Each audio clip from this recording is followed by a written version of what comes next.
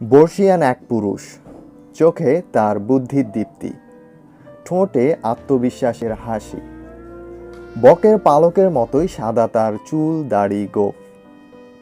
পৃথিবীর কৃষির ইতিহাসে প্রবাদ পুরুষদের একজন যাকে ভাবা হয়, তিনি এক জাপানি কৃষক ও দার্শনিক মাসানোবু ফুকুওকা। গল্পঘরের এবারের আয়োজনে থাকছে এমন এক অলস কৃষকের দর্শন, যা কিনা পৃথিবীতে কৃষির ইতিহাসে এনেছিল বিপ্লব, এবং তার জীবনের গল্প। মাসানোবুর প্রাথমিক শিক্ষাটা হয় তার নিজ শহরেই, তবে হাই স্কুলে পড়ার জন্য তাকে যেতে হতো অন্য শহরে। বাড়ি থেকে সাইকেলে করে ট্রেন স্টেশন, সেখান থেকেই ট্রেনে করে মাতসুয়ানা শহর। তারপর বাকিটা পথ পায়ে হেঁটেই হাই স্কুলে যেতেন মাসানোবু। ছাত্র হিসাবে মাসানোবু ছিলেন একেবারে মাঝারি মানের এবং অমনোযোগী, তবে সাহিত্যের প্রতি তার আগ্রহ। হাই স্কুল শেষে মাসানোবুর বাবা তাকে পাঠালেন জিফো কৃষি কলেজে, কৃষিকাজ নিয়ে অধিকতর পড়ার জন্যই। পরবর্তীতে প্লান্ট ইন্সপেকশন অফিসার হিসাবে ইয়োকোহামার কাস্টমসে জব নেন মাসানোবু ফুকুওকা। এই চাকরি করার সময়ে মাসানোবু প্রকৃতিকে নিবিড়ভাবে আবিষ্কার করেন। প্রতি মুহূর্তেই তিনি ভেবেছেন এ অর্থহীন জীবনের কথা, ভেবেছেন মানুষের সকল চেষ্টার কথা, এবং তার পিছনের মানে খোঁজার চেষ্টা করেছেন। একদিন সন্ধ্যায় অফিস থেকে বাড়ি ফেরার পথে এক পাহাড়ের খাদে দাঁড়িয়ে ভাবতে লাগলেন, এখান থেকে লাফিয়ে পড়লে কি হবে, বেঁচে থেকেই বা কী লাভ। এসব চিন্তার মাঝেই সেখানেই ঘুমিয়ে পড়েন। হরিণ ও পাখির ডাকে জেগে উঠে এক ধূসর সকালে আশ্চর্য বোধোদয় হলো, এই পৃথিবীতে আসলে কিছুই নেই, জীবন নিয়ে চিন্তারও কিছু নেই। যা আছে সব প্রকৃতির অংশ, এবং সেটা তার নিজস্ব গতিতেই চলবে। তার পরদিনেই তিনি চাকরি ছাড়লেন এবং উদ্দেশ্যহীনভাবে ঘোরাঘুরি শুরু। লোকজনের সাথে মিশলেন, তাদেরকে বোঝানোর চেষ্টা করলেন জগতে সব কিছুই অর্থহীন।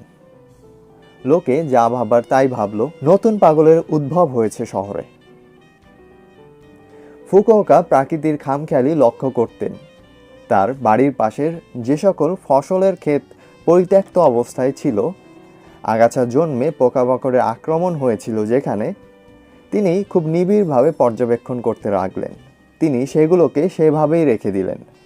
তার যুক্তি ছিল, আপনি প্রকৃতির গতিপথ কখনো বদলাতে পারবেন না, সুতরাং চেষ্টার কোনো দরকার নেই।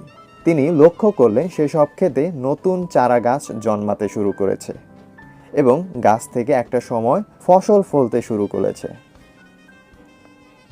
এরই মধ্যে দ্বিতীয় বিশ্বযুদ্ধ।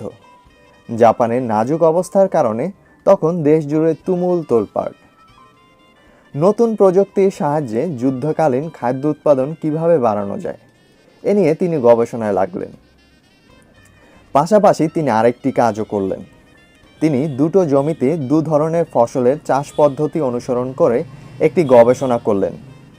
একটিতে সম্পূর্ণ বৈজ্ঞানিক উপায়ে, অর্থাৎ আগাছা দমন করে কীটনাশক ছিটিয়ে লাঙল চালিয়ে ফসল ফলালেন। আর অন্যটিতে একই সময়ে কিছুই করলেন না, শুধু বীজ ছিটিয়ে দিলেন, তারপর আপনা আপনি ফসল ফলতে দিলেন।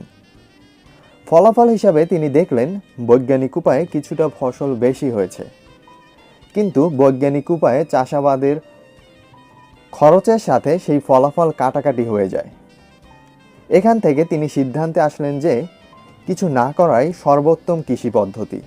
তার এই ধারণা এবং দর্শনের একটা বৈজ্ঞানিক ভিত্তিও তিনি এই গবেষণার মাধ্যমে পেয়ে গেলেন। তার মতে, এই পৃথিবী নিজেই নিজেকে চাষ করে। চারা গাছের শিকড়, পোকামাকড় আর ক্ষুদ্র ব্যাকটেরিয়া যেটি করতে পারে, মানুষের দ্বারা সেটি করা সম্ভব নয়। এবং লাঙল চালালে মাটির উর্বরতা কমে যায়, এবং আগাছা পুরোপুরি কেটে ফেলারও কোনো মানে নেই। এর চেয়ে খড় ছিটিয়ে দিলে আগাছা মারিয়ে নতুন চারা গাছ উঠবে। তার কৃষির মূল কথা হলো, কিছুই করো না। লাঙল নয়, কীটনাশক নয়, সার নয়, সেচ নয়, আগাছা কাটা নয়, যা হবার এমনিতেই হবে। এজন্যই তার এই পদ্ধতির নাম দেওয়া হয়েছিল ডু নাথিং এগ্রিকালচার। মাসানোবুর বক্তব্য ছিল ঠিক এরকম: আপনি ঠিক করে দিতে পারেন না এই মাটিতে ঠিক কোন ফসল ফলবে, তাই আমি বিভিন্ন রকমের ফলের বীজ ছিটাই। প্রকৃতি ঠিক করবে এই মাটিতে কি ফলবে। সে ফসলের ফলাফলই আমাকে জানান দেয় এই মাটির জন্য কোনটি উত্তম হবে। তার কৃষির প্রতি এই উদ্ভাবিত দর্শন জানিয়ে তিনি পরবর্তীতে অর্থাৎ 1975-এর দিকে লিখলেন তার বিখ্যাত বই ওয়ান স্টার রেভলিউশন। 1978 সালে এই বই ইংরেজিতে অনুবাদ হয়। মাসানোবুর এই পদ্ধতি ধীরে ধীরে সবার নজরে আসে। বিশেষত জাপানে তার এই পদ্ধতি ব্যাপক প্রভাব ফেলেছিল। আন্তর্জাতিক সম্প্রদায়ও তাকে বিভিন্ন সেমিনারে আমন্ত্রণ জানাতে শুরু করে। এরপর দীর্ঘ সময় পৃথিবীতে বিভিন্ন জায়গায় তিনি ছুটেছেন এবং তার এই বক্তব্য তুলে ধরেছেন। দেশে বিদেশে সভা সেমিনারে বড় বড় লোকদের উদ্দেশ্য করে তিনি বলতেন তার ওয়ান স্টার রেভলিউশনের কথা। মানুষ কৃষির মাধ্যমে প্রকৃতিকে কুক্ষিগত করার যে প্রচেষ্টা চালাচ্ছে তা একদিন ঠিক এই মানুষের বিপরীতে কাজ করবে।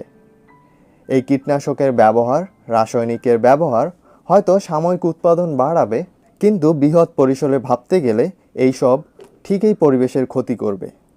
2008 সালে প্রকৃতির মধ্যেই চিরতরে মিশিয়ে যান এই দার্শনিক কৃষক। গল্পঘরের এরকম আয়োজন ভালো লাগলে আপনারা আপনাদের মতো করে জানান দেবেন। আশা রাখছি সাথে থাকবেন। ধন্যবাদ।